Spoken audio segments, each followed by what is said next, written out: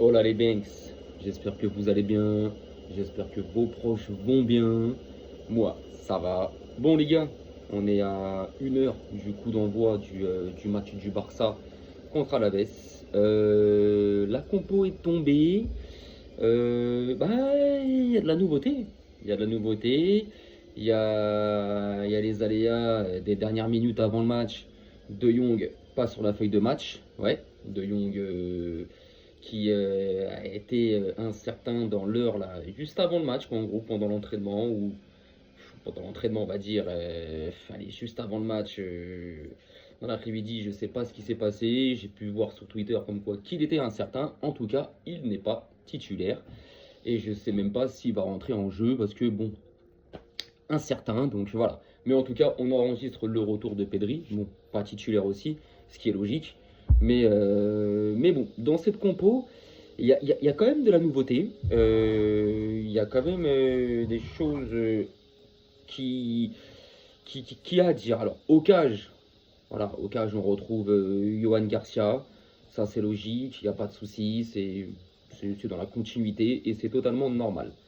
Défense centrale, Garcia, Koubalsi, excusez-moi, Koubalsi, comme d'habitude, il n'y a pas de souci. Et à côté de lui, Gérard Martin, comme la semaine dernière contre Bilbao. Flink, pourquoi tu n'as pas mis Gérard Martin au pire contre Chelsea? Là, en gros, tu. Alors, tu as Christensen sur le banc, ce qu'il est apte, je pense que oui, parce qu'il n'y a pas de blessure. Mais pourquoi tu n'as pas mis Gérard Martin contre Chelsea? Pourquoi tu as mis Araujo? Mais en tout cas, voilà, bon, cet après-midi, Koubalsi, Martin dans l'axe. Sur le côté droit, on ne change pas. Côté gauche, excusez-moi. Sur le côté gauche, on ne change pas. Ça sera Baldé. Voilà, Baldé est là, il n'y a pas de souci.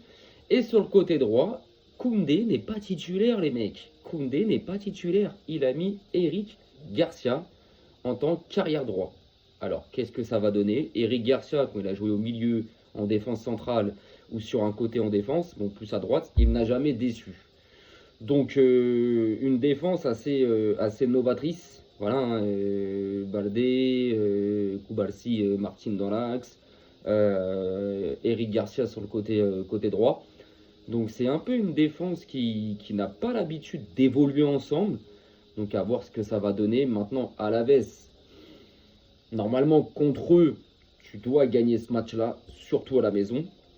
Maintenant, Alaves va avoir des occasions, va avoir des situations et à voir à ce moment-là ce que cette défense va donner. Au milieu de terrain, les gars, et c'est là où beaucoup de choses changent. Le fait que Pedri revient de blessure, mais n'est pas titulaire, ce qui est totalement logique et normal. Et que De Jong déclaré incertain et forfait pour ce match-là juste avant le match. Donc ça fait que Flink a dû à mon avis, juste avant le coup d'envoi, lors de sa compo, il a dû revoir des choses. Et ce milieu de terrain, on va retrouver donc Olmo. Bon, dans la logique des choses, j'ai envie de dire, hein, Pedri n'est pas là, De Jong n'est pas là, tu es obligé de l'aligner. Donc Olmo milieu de terrain, accompagné les gars de Caicedo et de Marc Bernal, les gars. Et ça, je suis content. Je suis content déjà de revoir Caicedo, concrètement, parce que c'est un joueur que j'apprécie, c'est un joueur que j'aime beaucoup. C'est un joueur qui a une belle technique en ressortie de balle, qui défensivement ne rechigne pas, n'a pas peur de mettre le pied, n'a pas peur de faire des allers-retours. Donc sur ça, je suis assez satisfait. Et Marc Bernal, ça, j'aime. Marc Bernal, c'est un joueur, très jeune joueur, qui a un potentiel de malade, qui l'année dernière avait été blessé dû à sa blessure au ligament croisé. Cette année, on ne l'a pas vu énormément. Les peu de fois qu'on l'a vu sur des bouts de match, moi, il m'avait plu. Et donc ce soir, quoi, cet après-midi, il sera au milieu de terrain. Donc ça nous donnera beaucoup plus de temps de voir et d'analyser ce joueur. Donc un milieu de terrain totalement genre novateur. Olmo, Caicedo et Marc Bernal, ça n'a jamais été aligné ensemble, les gars. Donc je demande à voir. Olmo, je pense qu'il va être dans un rôle de constructeur. Voilà, ça va être lui l'organisateur, ça va être lui le créateur. Donc là, Olmo sur ce match-là, concrètement, ne te manque pas. Ne te loupe pas, parce que moi, je ne vais pas te manquer. Là, au milieu de terrain, Olmo, c'est à toi. C'est à toi d'accompagner les deux petits jeunes qui t'accompagnent, donc Queixado et Bernal. C'est toi qu'on va attendre pour porter les attaques et amener les ballons aux trois attaquants de devant. Donc Olmo, sur ce match-là, s'il te plaît, sors-moi une belle performance. Sors-moi un bon match, s'il te plaît. Et puis Bernal Queixado, moi je suis content, je suis satisfait. Forcément, bon, Pedri, est-ce qu'il rentrera en seconde mi-temps? Possible, je pense que c'est possible. Surtout que cette semaine, en milieu de semaine, tu reçois l'Atlético de Madrid. Donc, tu es obligé de lui donner au moins quelques minutes pour qu'il se remette en jambes et qu'il récupère un petit peu de rythme aussi. Mais au moins, un Bernal Queixado, ces deux petits jeunes, ces deux mecs, à mon avis, qui vont presser, qui vont aussi temporiser. Bernal et Queixado, c'est des mecs, à mon avis, ils ont une ressortie de balle je ne vais pas dire qu'elle frôle la perfection, non. Mais ces deux mecs, à la ressortie du ballon, peuvent te faire du bien. En attaque, enfin, on retrouve, les gars, notre attaque titulaire. C'est ce que je disais hier dans ma vidéo.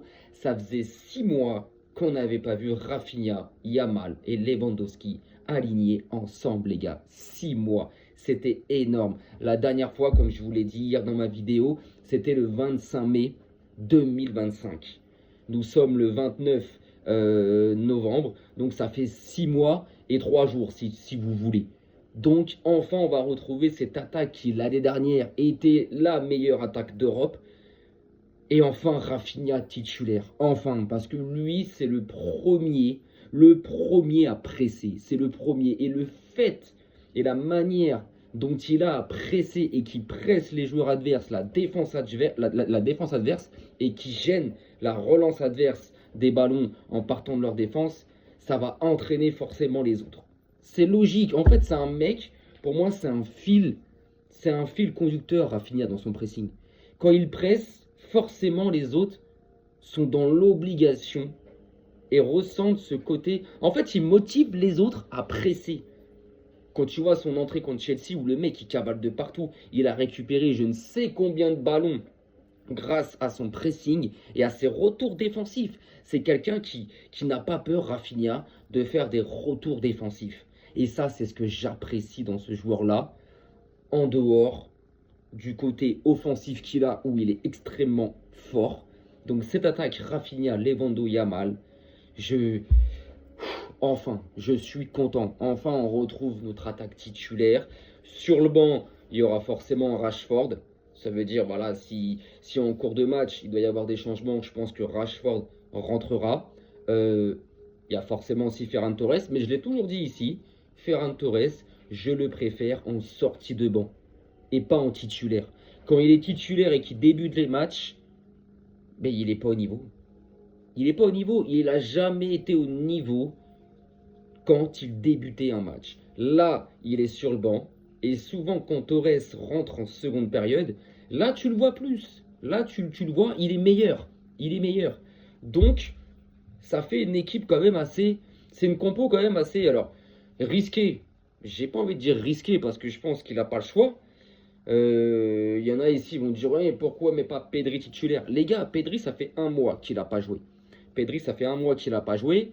De base, il devait revenir mi-décembre. Sa récupération s'est passée très bien. Elle a été très rapide. Et je pense que le staff et Flick ne veulent pas prendre de risques. Donc, pour moi, c'est logique qu'il débute sur le banc. Bien sûr, on aurait pu le mettre titulaire. On aurait pu mettre Olmo, Pedri, Bernal, Olmo, Pedri, Queixado. Au milieu de terrain, bien sûr. Mais il suffit que dans ce match-là, ça ne se passe pas comme prévu. Tu fais rentrer un Pedri en cours de match, tu peux retrouver une stabilité. Maintenant, j'espère qu'on ne devra pas avoir affaire à ça, parce que ça voudrait dire qu'on galère, voire qu'on est en train de faire un nul, ou qu'on est en train de perdre le match, et ça, je n'ai pas envie, tu vois ce que je veux dire? Donc, ça fait quand même une équipe, une compo quand même assez novatrice. Il n'y a pas Koundé qui est titulaire. La défense centrale, la défense dans l'axe, Koubarsi, Matin, on les a vus qu'une fois, c'était la semaine dernière contre Bilbao et je n'ai pas été déçu. Sur le côté gauche, c'est Baldé, ça, il n'y a pas de souci. Et ce milieu de terrain, quoi, Bernal, Cachado, Olmo, bah ça n'a jamais évolué ensemble, les mecs. On n'a jamais vu un milieu de terrain, Bernal, Cachado, Olmo. Jamais. Donc là, ça va être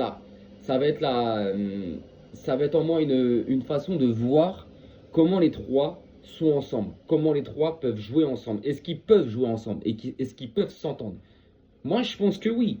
Moi, je pense que oui. Moi, je pense que oui, tu vois. C'est quand même trois bons joueurs de ballon. Olmo, s'il est dans un bon jour, il peut quand même nous sortir un top match. Et de toute façon, ce soir, au milieu, c'est de lui que j'attends. Mais quelque chose de bien. De bien. Parce que franchement, Olmo, voilà, je vais me répéter, mais avant la trêve internationale, il revenait bien. Il sortait d'une blessure de 2-3 semaines. Il revenait bien. Pendant la trêve avec l'Espagne, il avait fait des belles prestations. Et au retour de trêve, voilà, la semaine dernière contre Bilbao, c'était le seul que nous, communauté et supporters du Barça, on avait critiqué. Et c'était le seul critiquable sur ce match-là. Et ça, c'est réel. Donc j'espère que ce soir, que cet après-midi, mon gars, tu vas te bouger. Parce que c'est à toi au milieu de terrain d'accompagner les deux petits jeunes. C'est à toi de prendre le rôle du patron du milieu. C'est pas à Cachado, c'est pas à Bernal. C'est à toi, Dani Olmo. Donc ça, j'attends beaucoup de toi. Donc, ce milieu de terrain, je vais vraiment ce soir l'analyser, le disséquer et le regarder avec un œil, les gars, mais avec un œil de sniper. Tout simplement. Et l'attaque, bon bah, on retrouve notre attaque. Rafinha, Yamal, Lewandowski, et enfin. Donc sur ce match-là, les gars, mon ressenti, c'est t'es au Camp Nou, deuxième match officiel au Camp Nou. Il y a un tifo qui est prévu à l'entrée des équipes avec l'hymne du Barça. Il y a un tifo énorme sur tout le stade qui est prévu. C'est le 126e anniversaire du club. Donc les gars, s'il vous plaît, pour ce deuxième match officiel au Camp Nou, et après cette défaite contre Chelsea, 3-0 humiliante, en milieu de semaine en LDC, faites-nous plaisir. Vous n'avez pas le choix. Vous n'avez pas le choix. Moi, aujourd'hui, je veux une victoire avec d'abord, avant le résultat, je veux d'abord une victoire avec la manière. Je veux un beau jeu. Je veux un beau jeu. Je veux des belles séquences. Je veux une équipe qui domine, une équipe qui a le ballon, une équipe qui presse, une équipe qui étouffe ses adversaires, une équipe qui récupère le ballon dans les 25-30 derniers mètres de l'adversaire.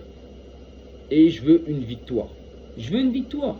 Oui, si on peut gagner 3, 4, 5, 6, 6, 7, 8, 0, ça serait exceptionnel et je veux. Mais d'abord, les gars, faites-moi une belle prestation. Faites-moi plaisir. Voilà, ce soir, à la fin du match, vers les coups de 18h, j'ai envie d'être content. Voilà, j'ai envie de... Ah. Mais, je ne m'arrêterai pas là, je n'oublierai pas forcément la défaite de Chelsea. Mais au moins, je vais retrouver une équipe qui joue au foot, qui joue son football, qui presse quand il faut presser, qui presse ensemble, qui presse dans le bon temps, qui récupère les ballons hauts, qui ne subit pas plus que ça. Et si on peut faire un clean sheet, ça serait parfait. Donc mon ressenti, je pense que le Barça va gagner ce match-là. Voilà. Maintenant, en termes de résultats, je sais pas, je vais peut-être donner un résultat. Je partirai bien sur... allez, je vais en donner deux. Parce que un, c'est assez complexe. Donc je vais en donner deux. Il faut toujours avoir un petit secours dans sa poche, comme on dit. Petit trou de secours. Donc je vois soit un 3-0 pour le Barça. Voilà, 3-0. Ou soit un 4-2. Oui, vous allez me dire, mais 4-2, tu prends quand même 2 buts. C'est vrai, et j'ai pas envie de les prendre. Mais je reste dans la réalité du moment. Tout simplement. Et avec une équipe novatrice comme ça, qui n'a jamais joué, il y a beaucoup de joueurs qui n'ont pas évolué ensemble entre le milieu et la défense. Il y a beaucoup de joueurs qui n'ont peut-être pas d'automatisme en match. Je parle, ils l'ont sûrement à l'entraînement, mais pas en match. Donc tu peux être amené à être mis en danger et à encaisser des buts. Donc je vois soit un 3-0 pour le Barça ou un 4-2. Maintenant ça se trouve à la fin du match je vais arriver, je me serai totalement trompé. Je n'espère pas. Mais si je me trompe, j'espère que je me tromperai juste sur le score. Mais pas sur le résultat final, ce qui veut dire une victoire du Barça. Donc les gars, le match est dans 45 minutes. Je vous souhaite un bon match. Sur ce, on se reverra à la fin du match, logique, où je ferai mon débrief. Alors je ne sais pas si je le ferai tout de suite après le match ou ce soir en fin de soirée. Je sais pas du tout. Donc, si je peux, je fais une vidéo du débrief du match tout de suite au coup de sifflet final. Si c'est pas possible, ça sera ce soir, tard dans la soirée. Donc voilà les Banks. Sur ce, je vous souhaite un bon match pour ceux qui vont le regarder. Et pour les autres, une belle fin d'après-midi. Et puis on se retrouve tout à l'heure les gars. Sur ce, arrivederci et Visca el Barça, toujours.